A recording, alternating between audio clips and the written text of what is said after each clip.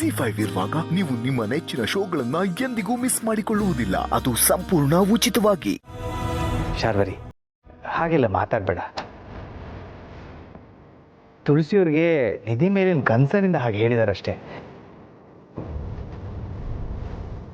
ಅವ್ರಿಗೆ ಬೇರೆ ಯಾವ ಇಂಟೆನ್ಷನ್ ಇರೋದಿಲ್ಲ.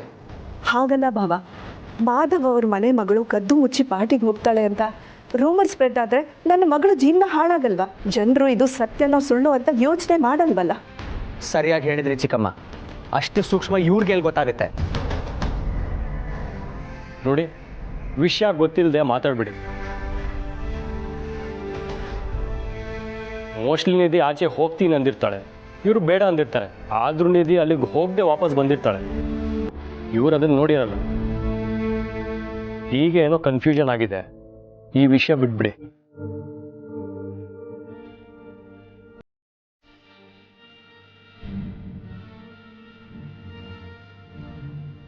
ಹೌದು, ತುಳಸಿ ಅಮ್ಮ ಏನೋ ಕಾಳಜಿಯಿಂದ ಹೇಳಿರ್ತಾರೆ. ಈ ವಿಷಯ ಇಲ್ಲಿಗೆ ಬಿಟ್ಬಿಡಿ. ಅದು ಏನಾದರೂ ಇರಲಿ ತುಳಸಿಯವರೇ, ನನ್ನ ಮಗಳ ಬಗ್ಗೆ ಆ ಥರ ಮಾತಾಡಬೇಡಿ. ತುಂಬ ನೋವಾಗುತ್ತೆ.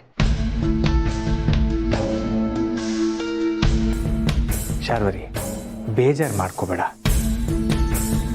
ತುಳಸಿಯವ್ರ ಉದ್ದೇಶ ಒಳ್ಳೇದೇ ಅಂತ ಹೇಳಿದ್ನಲ್ಲ. ನನ್ನ ಮಗಳನ್ನ ಕಣ್ಣಲ್ಲಿ ಕಣ್ಣಿಟ್ಟು ಜೋಪಾನವಾಗಿ ಬೆಳೆಸಿದ್ದೀನಿ. ಅವಳ ಕ್ಯಾರೆಕ್ಟರ್ ಬಗ್ಗೆ ಹೀಗೆಲ್ಲ ಮಾತಾಡಿದ್ರೆ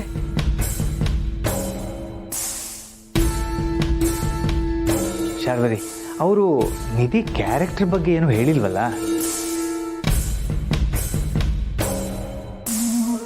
ಈ ವಿಷಯ ಇಲ್ಲಿಗೆ ಬಿಟ್ಬಿಡೋಣ.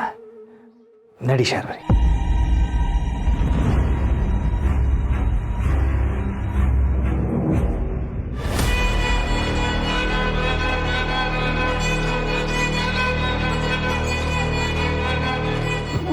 ಕಾಫಿ. ಟೆನ್ಷನ್ ಮಾಡ್ಕೋಬೇಡಿ. ನಿಮ್ಮ ಕಾಳಜಿ ಬೇರೆ ಯಾರಿಗ ಅರ್ಥ ಆಗದಿದ್ರು ನನಗೆ ಅರ್ಥ ಆಗುತ್ತೆ.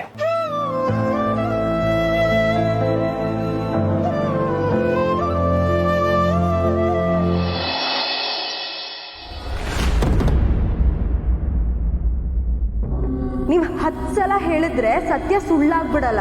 ನಮ್ಮ ಮನೇಲಿ ಇದ್ದೆ.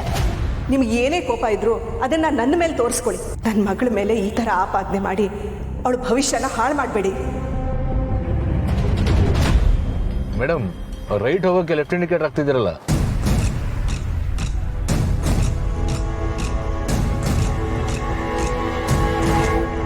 ಮೇಡಮ್, ಫಸ್ಟ್ ಗೇರ್ ಎಲ್ಲ ಇದ್ದೀರಲ್ಲ. ಗಾಡಿ ಮೂವ್ ಆದ್ಮೇಲೆ ಗೇರ್ ಚೇಂಜ್ ಮಾಡಬೇಕು ಅಂತ ಹೇಳಿದ್ದೆ ಅಲ್ವಾ ಮೇಡಮ್? ನೀವು ಬೇರೆ ಏನೋ ಯೋಚನೆ ಮಾಡ್ಕೊಂಡು ಓಡಿಸ್ತಾ ಇದ್ದೀರಾ. ಒಂದು ಹೇಳ್ತೀನಿ ಕೇಳಿ, ಡ್ರೈವಿಂಗ್ ಅನ್ನೋದು ತಪಸ್ಸಿದ್ದ ಹಾಗೆ. ಬೇರೆ ಏನೋ ಯೋಚನೆ ಮಾಡಿಕೊಂಡು ಓಡಿಸ್ಬಾರ್ದು.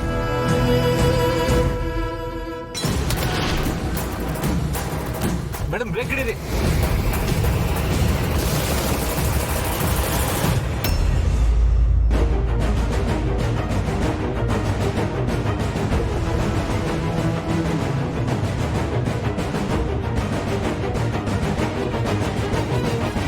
ನಿಮಗೆ ಮನ್ಸು ಸರಿ ಇಲ್ಲ ಅಂತಂದ್ರೆ ಅವತ್ತು ಕಾರ್ ಓಡಿಸ್ಬೇಡಿ ಮೇಡಮ್. ತಮಾಷೆ ಅಲ್ಲ, ಜೀವದ ಪ್ರಶ್ನೆ ಇದು. ಕ್ಷಮಿಸು ಪಾಪು, ಮನೇಲಿ ಏನೇನೋ ಆಯ್ತು, ಅದ್ರ ಬಗ್ಗೆ ಯೋಚಿಸ್ತಿದ್ದೆ. ನಿಮ್ಮ ಮನೇಲಿ ಏನೇನೋ ನಡೆಯೋದು ಹೊಸದಾ? ಈಗೇನಾಯ್ತು? ಏನಿಲ್ಲ ಬಿಡು ಪಾಪು. ಈಗ ಹೇಳ್ತೀರಾ ಇಲ್ವೋ? ನಿಮ್ಮ ಮನ್ಸಲ್ಲಿ ಅದೇ ವಿಷಯ ಇಟ್ಕೊಂಡಿದ್ರೆ ನಾನಂದ್ರೆ ಡ್ರೈವ್ ಮಾಡೋಕೆ ಬಿಡಲ್ಲ. ಅದೇನು ಅಂತ ಹೇಳಿ.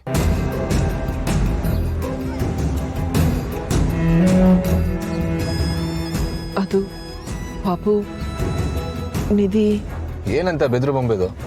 ನಿನ್ನೆ ರಾತ್ರಿ ಅವಳು ಮನೇಲಿ ಇರಲಿಲ್ಲ. ಪಾರ್ಟಿ ಅಂತ ಹೋದ್ಲು. ನಾನು ಬೇಡ ಅಂತ ಹೇಳಿದ್ರು ಮಾತು ಕೇಳಲಿಲ್ಲ. ಬೆಳಗ್ಗೆನೂ ಅವಳು ರೂಮ್ಗೆ ಹೋಗಿ ನೋಡಿದೆ, ಅವಳು ಇನ್ನೂ ಬಂದಿರಲಿಲ್ಲ. ಆಮೇಲೆ ಮನೇಲಿ ಎಲ್ರಿಗೂ ಹೇಳಿದ್ರೆ ಯಾರೂ ನಂಬಲಿಲ್ಲ. ಅವಳು ರೂಮ್ನಲ್ಲೇ ಇದ್ದಾಳೆ ಅಂದರು. ಎಲ್ಲರೂ ಹೋಗಿ ನೋಡಿದ್ರೆ ಅವಳು ರೂಮ್ನಲ್ಲೇ ಮಲಗಿದ್ಲು. ಇದು ನಿಜವಾಗ್ಲೂ ಹೇಗೆ ಸಾಧ್ಯ ಅಂತ ನನಗನ್ನಿಸ್ತಾ ಇದೆ.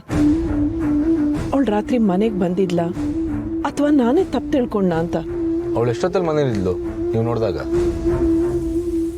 ಸುಮಾರು 9 ಗಂಟೆ ಆಗಿತ್ತು ಏನೋ.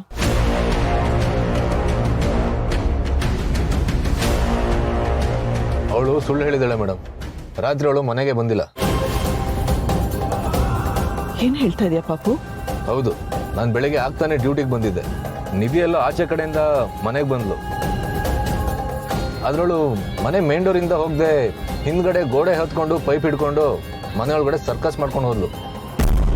ಅಯ್ಯೋ ದೇವ್ರೆ, ಇಡೀ ರಾತ್ರಿ ನಿಧಿ ಮನೇಲಿರ್ಲಿಲ್ವಾ? ನಾನು ಹೇಳಿದ್ರೆ ನನ್ನ ಮಾತು ಯಾರೂ ನಂಬಲೇ ಇಲ್ಲ. ನಂಬೋದು ಇಲ್ಲ ಮೇಡಮ್. ಅಲ್ಲ, ನಿಮಗೆ ಊರವ್ರು ಹೊಸ ಬರೆಲ್ಲ ಯಾಕೆ? ಗಂಡೋರ್ ಬಗ್ಗೆ ಯೋಚನೆ ಮಾಡೋದು ಬಿಟ್ಟು ಹೆತ್ ಮಕ್ಳ ಬಗ್ಗೆ ಯೋಚನೆ ಮಾಡಿದಿದ್ರೆ ಇಷ್ಟೊತ್ತಿಗೆ ಏನಾದ್ರು ಆಗ್ತಿತ್ತು. ಹಾಗೆ ಹೇಳ್ಬೇಡ ಪಾಪು. ಹೆತ್ತ ಮಕ್ಕಳ ಬಗ್ಗೆ ನಾನು ಎಷ್ಟು ಕೊರಗ್ತೀನಿ ಅಂತ ನನಗೆ ಗೊತ್ತು.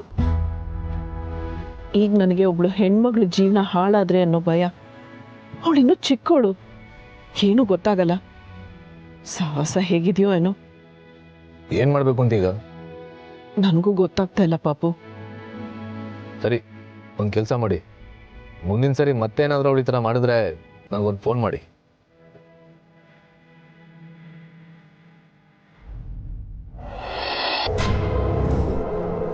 ಇವ್ರಿಗೆ ಹಳೆ ನೆನಪೇನಾದರೂ ಬಂತಾ ಅಥವಾ ಈಗಿನ ನೆನಪು ಬರೋದೇ ಇಲ್ವಾ?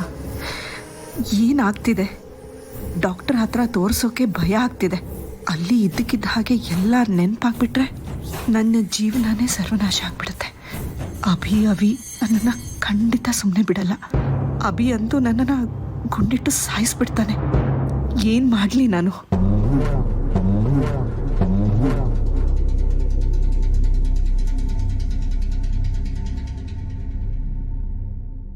ಶಾರ್ವರಿ ಅವರೇ,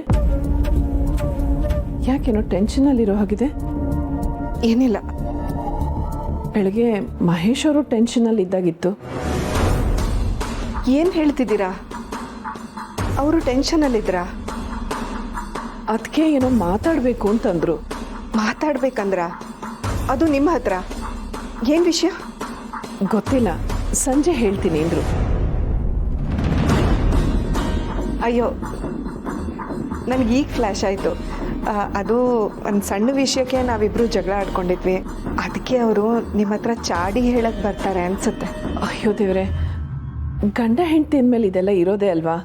ಮಹೇಶ್ ಅವರು ನನ್ನ ಹತ್ರ ನಿಮ್ಮ ಬಗ್ಗೆ ಚಾಡಿ ಹೇಳಲ್ಲ. ಹಾಗೇನಾದರೂ ಹೇಳಿದ್ರೆ ನಾನು ನಿಮ್ಮ ಪರವಾಗೆ ಮಾತಾಡ್ತೀನಿ ಬಿಡಿ. ಬೇಕಾಗಿಲ್ಲ. ಅಂದರೆ ಅದು ತುಳಸಿ ಅವರೇ, ನೀವು ನನ್ನ ಪರವಾಗಿ ಮಾತಾಡಬೇಕು ಅಂತ ನಾನು ಎಕ್ಸ್ಪೆಕ್ಟ್ ಮಾಡಲ್ಲ. ಅವರು ನನ್ನ ಮೇಲೆ ಕೋಪ ಮಾಡಿಕೊಂಡಾಗ ನೀವು ಅವ್ರ ಮಾತು ಕೇಳಿಬಿಟ್ರೆ ಅವರು ನನ್ನಿಂದ ಮತ್ತೂ ದೂರ ಆಗ್ತಾರೆ.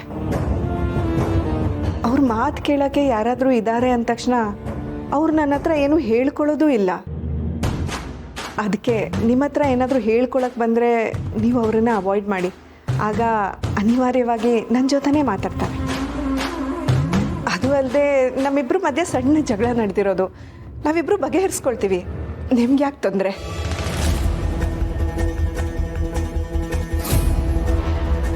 ಸಣ್ಣ ಜಗಳ ಅಂತಾರೆ, ಯಾಕೆ ಇಷ್ಟು ಟೆನ್ಷನ್ ಮಾಡ್ಕೊಂಡಿದ್ದಾರೆ?